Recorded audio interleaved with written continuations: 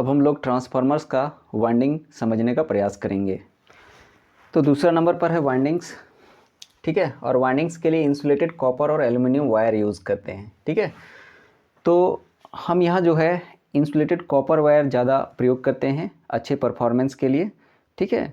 और कॉस्ट को अगर हम लोगों को कम करना है तो फिर हम लोग इंसुलेटेड एल्युमिनियम वायर का भी प्रयोग कर सकते हैं, लेकिन अच्छा परफॉर्मेंस आपको इंसुलेटेड कॉपर वायर पर मिलेगा वाइंडिंग्स के लिए। तो हम यहाँ इंसुलेटेड कॉपर वायर यूज़ करेंगे। अब देखिए इंसुलेटेड कॉपर वायर का क्या मतलब होता है। मान लीजिए ये कॉपर वायर है, उसके ऊपर एक पतला इंसुलेशन वाला कवर चढ़ा देते हैं तो ये हो जाएगा इंसुलेटेड कॉपर वायर, ठीक है। अब देखिए क्या है, इसी इंसुलेटेड कॉपर वायर के साथ यहाँ पे वाइंडिंग्स बना देते हैं, ये HV वाइंडिंग, ये LV वाइंडिंग, ठीक है। अब होता क्या है कि यहाँ आपका टर्न एक दूसरे से सटा हुआ नज़र आएगा, लेकिन होता क्या है कि ऊपर पर जो इंसुलेटिंग कवर चढ़ा हुआ है वायर पर, उसके वजह से टर्न सटने के बावजूद भी, यानी टर्न के बीच में आपको इंसुलेशन, इलेक्ट्रिकल इंसुलेशन हम लोगों को मिलता है, ठीक है। इसलिए क्या होगा कि टर्न के बीच में शॉर्ट सर्किट नहीं होगा, ठीक है। अब देखिए क्या है कि एक तरफ HV वाइंडिंग, दूसरी तरफ LV वाइंडिंग आप कर लिए हैं, ठीक है। HV वाइंडिंग पर वोल्टेज रेटिंग अधिक होता है, करंट रेटिंग कम होता है, और वहीं HV वाइंडिंग पर नंबर ऑफ टर्न्स अधिक होता है, ठीक है। तो HV वाइंडिंग पर वोल्टेज रेटिंग अधिक होता है, करंट रेटिंग कम होता है। तो करंट रेटिंग कम होने की वजह से हम यहाँ थीन वायर का प्रयोग कर सकते हैं, पतला तार का प्रयोग कर सकते हैं, जिसका स्टैंडर्ड वायर गेज नंबर अधिक होगा कंपैरेटिवली। ठीक उसी तरह से LV वाइंडिंग का वोल्टेज रेटिंग कम होता है, करंट रेटिंग ज़्यादा होता है, और LV वाइंडिंग के लिए नंबर ऑफ टर्न्स भी हमारा कम होता है, ठीक है। अब LV वाइंडिंग के लिए वोल्टेज रेटिंग कम होता है, करंट रेटिंग अधिक होता है, तो यहाँ पर क्या है कि हम लोग थिक वायर यूज़ करेंगे, यानी थोड़ा मोटा तार यूज करेंगे कंपैरेटिवली, जिसका स्टैंडर्ड वायर गेज नंबर कम होगा कंपैरेटिवली। तो इस तरह से जो है हम लोग देख के ही बता देंगे कि कौन वाला LV वाइंडिंग है, कौन वाला HV वाइंडिंग है, ठीक है। तो जो LV वाइंडिंग होगा उसमें थोड़ा मोटा तार यूज होता है, और जो HV वाइंडिंग होगा उसमें कंपैरेटिवली पतला तार यूज होता है, ठीक है। तो इस तरह से जो है हम लोग वाइंडिंग्स जो है कर लेते हैं, और वाइंडिंग्स जो है आपस में भी इंसुलेट रहता है और कोर के साथ भी इंसुलेटेड रहता है। एक सिंपलेस्ट ट्रांसफार्मर कुछ इस रूप में भी बना सकते हैं, कुछ इस रूप में भी बना सकते हैं, ठीक है। तो ये जो रेक्टेंगुलर पार्ट आप देख रहे हैं, दिस इज कोर, ठीक है। और ये लैमिनेटेड कोर होता है जिसमें दो वाइंडिंग है, एक HV वाइंडिंग, दूसरा LV वाइंडिंग है, ठीक है। या फिर एक प्राइमरी वाइंडिंग है, दूसरा सेकेंडरी वाइंडिंग है, ठीक है। यहाँ देखिए जो डॉटेड लाइन दिखाया गया है, ये कोर का फ्लक्स फाइनॉट को दिखाया गया है, ठीक है। वहीं यहाँ देखिए इसमें क्या है कि यहाँ भी देखिए HV LV वाइंडिंग को एक ही लिंब पर लिया गया है, और बीच से आपको फाइनॉट फ्लक्स निकलेगा, ठीक है।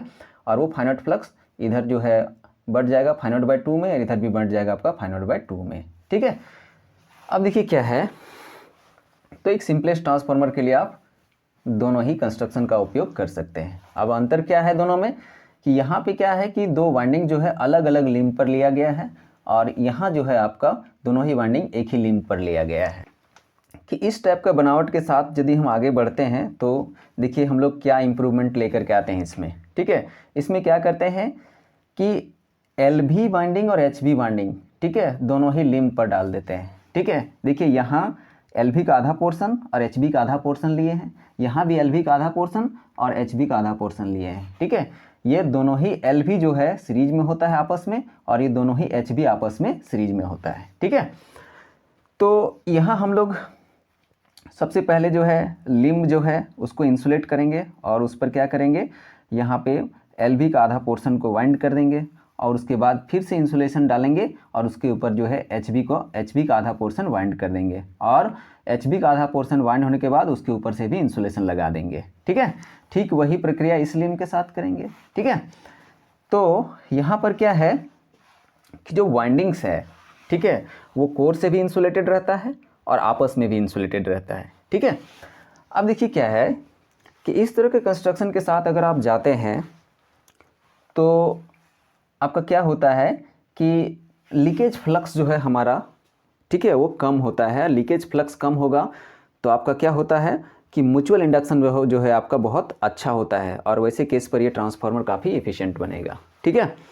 यहाँ क्या है कि LV वाइंडिंग को भीतर में लेने से क्या होगा, ठीक है, कि हमारा इंसुलेशन के लिए जो मटेरियल खर्च होगा वो क्या होता है, कम होता है। यानी LV को भीतर लेना है, HV को बाहर लेना है, और इस प्रोसेस के साथ अगर वाइंडिंग का प्लेसमेंट अगर आप करते हैं तो ओवरऑल इंसुलेटिंग मटेरियल जो है वो कम खर्च होता है। ठीक है, तो इस टाइप का जो बनावट है, इस टाइप के बनावट में भी हम लोग ये इम्प्रूवमेंट कर सकते हैं। सेंट्रल लिम्ब को इंसुलेट करेंगे, इसमें इंसुलेशन डालेंगे, उसके ऊपर जो है आप क्या करेंगे, पूरा LV बाइंडिंग जो है वाइंड कर देंगे, और LV बाइंडिंग के ऊपर फिर से इंसुलेशन लगाएंगे, और उसके बाद HV बाइंडिंग को वाइंड कर देंगे, और HV के ऊपर भी इंसुलेशन लगा देते हैं। ठीक है, इस कंस्ट्रक्शन को थोड़ा इस रूप में भी इम्प्रूव कर सकते हैं। यहाँ क्या कर रहे हैं कि LV बाइंडिंग को 3 बराबर भागों में बांट दिए हैं, ठीक है, और HV बाइंडिंग को 2 बराबर भागों में बांट दिए हैं। ठीक है, और LV HV LV HV LV इस तरह के सीक्वेंस में वाइंडिंग को अरेंज कर दे रहे हैं। यहाँ देखिए, ये जो तीनों पार्ट देख रहे हैं LV का, उसको हम सीरीज में कर देंगे,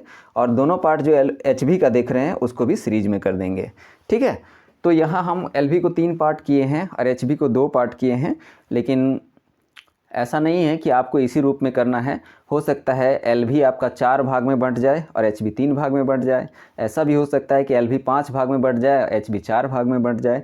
वो सिचुएशन के हिसाब से जो है हम लोग यहाँ पे लेते हैं। और यहाँ देखिए, LV HV के बीच में इंसुलेशन यूज़ कर देते हैं। तो यहाँ भी जो है आपका सेंट्रल लिम्ब इंसुलेटेड है, प्लस HV और LV के बीच में भी जो है, ठीक है, इंसुलेशन का प्रयोग किया गया है। यानी यहाँ वाइंडिंग्स जो है आपस में भी इंसुलेटेड है और कोर से भी इंसुलेटेड है।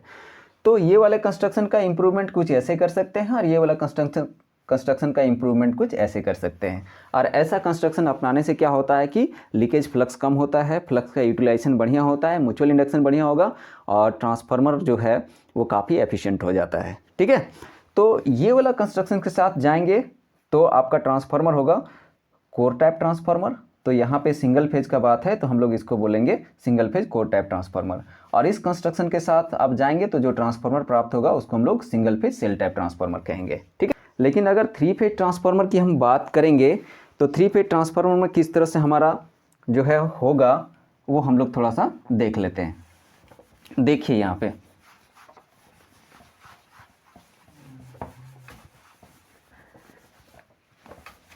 थ्री फेज ट्रांसफार्मर में अगर हम लोग कोर टाइप पर आते हैं तो कुछ ऐसा हम लोगों को बनाना पड़ता है। ठीक है, ये ऐसा कोर हमारा ऐसा बनेगा। यहाँ जो है हम लोग वाइंडिंग प्लेस करेंगे इस तरह से,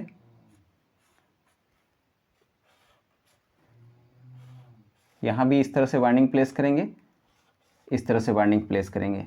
यहाँ ध्यान रखना है,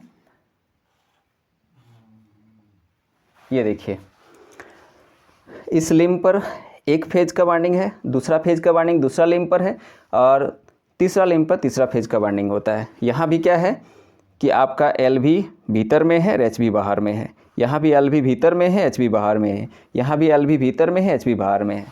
तो अगर कोर टाइप में अगर 3 फेज ट्रांसफार्मर बनाना है तो हम लोग कुछ इस तरह से बनाते हैं, जिसमें क्या है कि 3 को LV वाइंडिंग हो जाएगा और 3 HV वाइंडिंग हो जाएगा आपका। ठीक है, उसी तरह से अगर आप सेल टाइप में जाना चाहते हैं तो कुछ ऐसा हम लोगों को करना होगा। इस तरह से बनता है,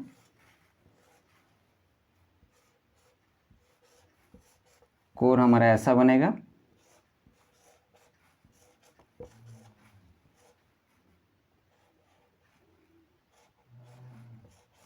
और यहाँ हम लोग वाइंडिंग प्लेस करेंगे। तो सबसे पहले यहाँ पे LV वाइंडिंग ऐसे दे देते हैं, और उसके ऊपर इस तरह से HV वाइंडिंग। ठीक है, उसी तरह से यहाँ करना है ऐसे, और उसी तरह से यहाँ हम लोगों को करना है। ठीक है, तो ये सेल टाइप में। ठीक है, पहले हम लोग LV रखेंगे और प्रॉपर इंसुलेशन के बाद HV रखेंगे। ठीक है, नियम वही है जो सिंगल फेज में रहता है। तो यहाँ हम लोग सबसे पहले लिम्ब को इंसुलेट करेंगे, लिम्ब को इंसुलेट करने के बाद LV रखेंगे, फिर LV को इंसुलेट करेंगे और उसके ऊपर HV रखेंगे, फिर HV को भी इंसुलेट कर देंगे। ठीक वही चीज़ यहाँ भी है, पहले लिम्ब को इंसुलेट करेंगे, उसके बाद LV वाइंडिंग देंगे, LV वाइंडिंग देने के बाद यहाँ पे क्या करेंगे, इंसुलेशन देंगे और उसके ऊपर HV वाइंडिंग करेंगे और फिर HV का भी इंसुलेशन कर देंगे। ठीक है, तो ये हो जाएगा आपका 3 फेज कोर टाइप ट्रांसफार्मर, और ये हो जाएगा 3 फेज सेल टाइप ट्रांसफार्मर। ठीक है, 3 फेज के लिए। अब यहाँ क्या है, 3 LV 3 HV है, यहाँ भी 3 LV 3 HV है आपका। और LV को, तीनों LV को या तो स्टार में या तो डेल्टा में कनेक्ट कर सकते हैं, और तीनों HV को, ठीक है, या तो आप स्टार या डेल्टा में कर सकते हैं। ठीक है, तो इस तरह से आपका 3 फेज ट्रांसफार्मर जो है आपका स्टार स्टार हो सकता है, डेल्टा डेल्टा हो सकता है, डेल्टा स्टार हो सकता है, स्टार डेल्टा हो सकता है।